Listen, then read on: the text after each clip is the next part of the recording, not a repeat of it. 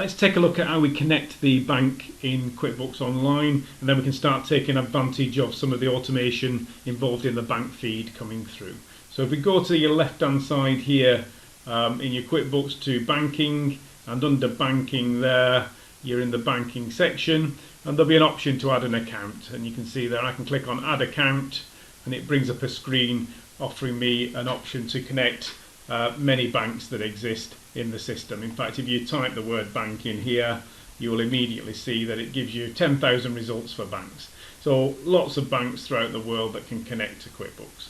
So I'm going to go in here and pick my particular bank to connect to. So if I start typing here, it's given me a number of options, and I've spotted immediately that this is the connection, this is the website I need to connect to for my Barclays Business Banking account. So I'm picking the Barclays account to connect here. So immediately here, again, this does differ depending on the bank that you're selecting, but here it's immediately suggesting the connection between the Barclays Bank and Intuit to make QuickBooks. So I'm going to confirm that I'm happy with that and continue, and it'll give me the consent to allow the connection for 90 days.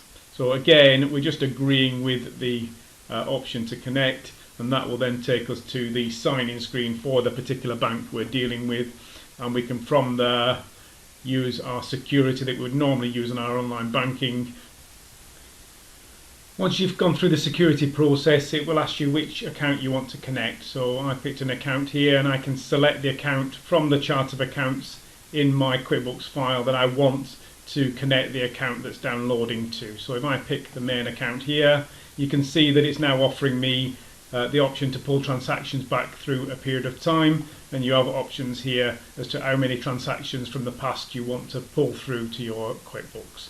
So again, in this instance, I've just started the file, might only be interested in this month's transactions, and I can click in there, and once I click connect, it will start to bring those transactions through into my QuickBooks, and it will have connected my bank for the future. So we'll see it connect through.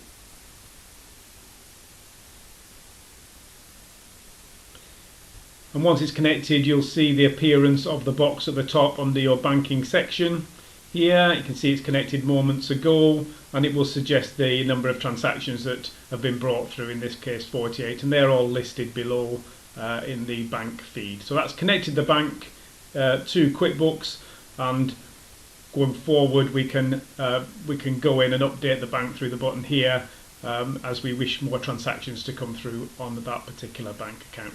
So that's how to connect the bank with your QuickBooks Online file, and once you've connected it, tell it which account you want to link to in QuickBooks Online,